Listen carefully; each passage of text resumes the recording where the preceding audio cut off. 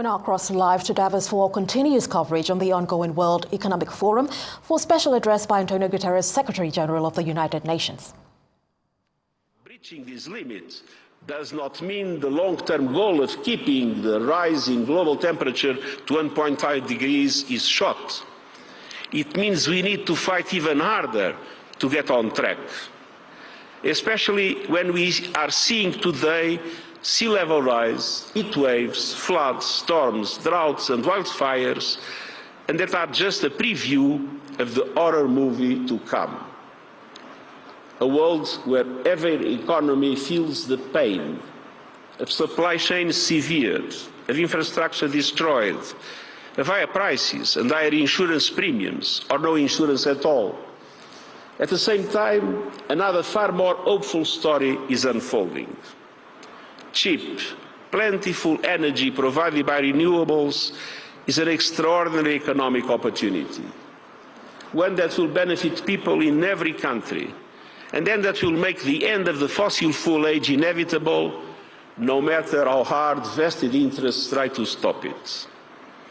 A number of financial institutions and industries are backtracking on climate commitments. And here at Davos, I want to say loudly and clearly that this is short-sighted. And paradoxically, it is selfish, but also self-defeating. You are on the wrong side of history. You are on the wrong side of science. And you are on the wrong side of consumers who are looking for more sustainability, not less. This warning certainly also applies to the fossil fuel industry and advertising, lobbying and PR companies who are aiding, abetting and greenwashing. Global heating is racing forward and we cannot afford to move backward. And government must keep their promise to produce new economy-wide national climate action plans this year, well ahead of COP30 in Brazil. And those plans must align with limiting the rise in global temperatures to 1.5 degrees, including by accelerating global energy transition. We also need a surge in finance for climate in developing countries to adapt to global heating, to slash emissions and seize the benefits of the renewables revolution. We need to tackle high capital costs that are leaving developing countries behind. And I also urge all businesses and financial institutions to create robust, accountable transition plans this year. These too must align with 1.5 degrees and with the full recommendations of the United Nations high-level expert group on net zero. To the corporate leaders who remain committed to climate action, your leadership is needed now more than ever. Do not back down. Stay on the right side of history. Now is the time to shift our collective efforts into overdrive and make 2025 the biggest year yet for climate action. The second area of existential concern is ungoverned artificial intelligence. Yes, AI holds untold promise for humanity, revolutionizing learning, advancing healthcare, and diagnosing illness earlier, supporting farmers with smarter tools to boost productivity, clearing landmines and better targeting aid in times of crisis. These are real results happening right now. But with this promise comes profound risk, especially if AI is left ungoverned. AI can be used as a tool of deception. It can disrupt economies and labour markets, undermine trust in institutions, and have chilling effects on the battlefield. And AI could deepen inequalities by excluding those without resources or tools to benefit from its promise. Once again, collaboration is critical. The Global Digital Compact, adopted in September at the United Nations, offers a roadmap to harness the immense potential of digital technology and close digital divides. It also brings the world together around a shared vision for artificial intelligence, one where this technology serves humanity, not the other way around. The concept establishes the first universal agreement on the governance of AI that brings every country to the table. It includes the creation of an independent international scientific panel on AI, pooling expertise to bridge knowledge gaps and help every nation make the most informed AI policy decisions. The Compact also calls for a periodic global dialogue on AI governance as an inclusive space for stakeholders to come together under the auspices of the United Nations.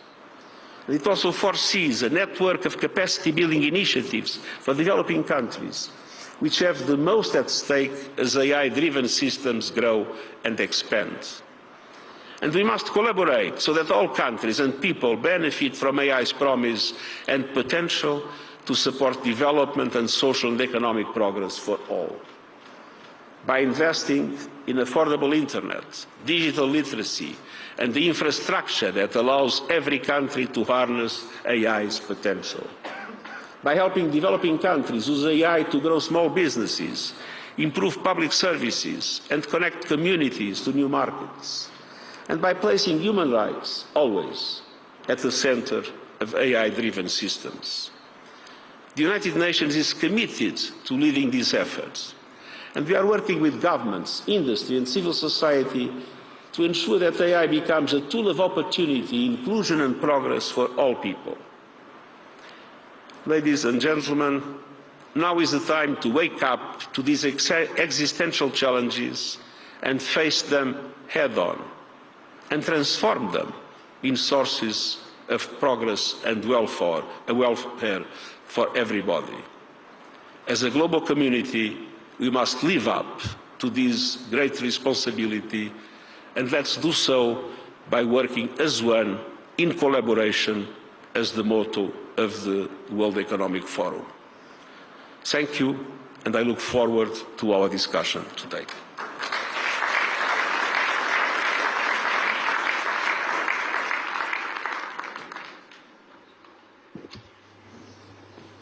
So, Mr. Secretary General, great to have you back. One can look at the world as like a glass half empty or a glass half full. So let's start with the latter and we'll come back to the first. You just came back from Lebanon. It is now a president elected. There is a ceasefire, as you mentioned, in Gaza, start of releasing hostages. There is a new government in Damascus. We know your special envoy is there today working on that. Currently, there hasn't been an escalation leading to a war between Israel and Iran that would have a huge impact. So where do you see the Middle East in a year when you come back to Davos? Well, I know it will be deeply reshaped, but I do not know exactly in what direction all the different aspects will be reshaped. First, Gaza. I think it's important, first of all, to recognize that the ceasefire in Gaza is the product of the work of many, and I would praise the United States, Qatar and Turkey for their efforts for months and months and months to obtain the release of hostages, that, by the way, should be immediate and unconditional, and also to obtain the ceasefire. But the negotiations were dragging. And then, all of a sudden, it happened. I think there was a large contribution of the robust diplomacy of the, at the time, President-elect of the United States. I feel that when we had the position of Israel still reluctant to the ceasefire just 2 days before it happened, and then all of a sudden there was an acceptance, I think that we have witnessed an example of robust diplomacy that is something that we must recognize. Do you expect more robust diplomacy? I think we will have more examples of robust diplomacy. Let's see now in what direction. But what is not yet clear is what is the future of the relationship between Israelis and Palestinians. One possibility is to move into annexation of the West Bank and probably a kind of a limbo situation in Gaza, which of course is against international law and would mean there will never be peace in the Middle East. The other possibility is to be still on time with a revitalized Palestinian Authority and an open approach by the Israeli government to still be able to look into a two-state solution. It's not yet clear how things will develop.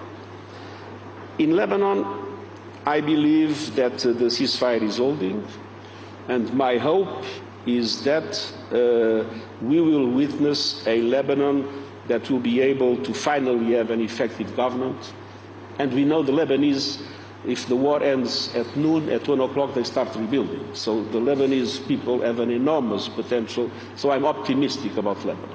But we are still not yet we still do not yet have a guarantee that this ceasefire will, and that allows for a full integration of Syria in the international community, but we still have a strong risk of fragmentation and a strong risk of extremism in at least parts of the Syrian territory. So Syria is still a question mark, but it is in the interest of us all to engage in order to make things move in the direction of an inclusive form of governance in Syria in which all minorities will feel represented. And I think some gesture must be made, namely in relation to the sanctions, in order to help to make it possible. Incentivize? I think it's a quid pro quo, but I believe the first step now must see to create some relief in the sanctions system that is causing a lot of suffering to the Syrian people.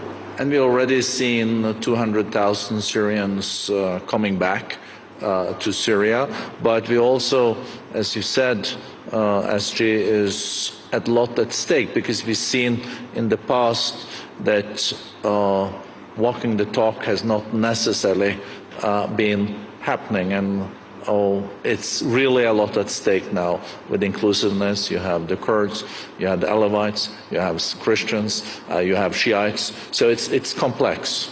As I said, we might have a good solution in which all feel represented and the contradictions are overcome, or a fragmentation with extremism still ruling parts of the territory. Let's hope that it's the first option that wins. And then you have the most relevant question, which is Iran and the relations between Iran, Israel and the United States. And here my hope is that the Iranians understand that it is important to once and for all make it clear that they will renounce to have nuclear weapons. At the same time that they engage constructively with the other countries of the region to have a new security architecture in the region with full respect of the independence, the territorial integrity, non-interference in the region, and with that having a so-called great bargain that allows them to be fully integrated in the global economy. This is my hope. But it's still possible that things do not go in this direction, and that we might have an escalation, and an escalation that could be a dramatic confrontation engulfing the whole region. And that wouldn't only affect the Gulf region or the Middle East. That would have huge global impact. But you mentioned robust diplomacy related to Gaza. We also heard that President Trump has said that he wants peace and stability. That was a readout from the conversation he also had with Xi Jinping on Saturday. And we were very close to a full-fledged war between Israel and Iran in the fall. So I guess also on the Israeli side, they will need to work very closely with the new administration on their approach to Iran. And there's also different camps in the Republican Party when it comes to how to deal with Iran. But my feeling is that the first step now must come from Iran, because if not, we risk. All right, we've been watching a special address by UN Secretary General Antonio Guterres there at the ongoing World Economic Forum in Davos. International diplomacy, foreign policy and nuclear weapons at this time have been very topical in this discussion.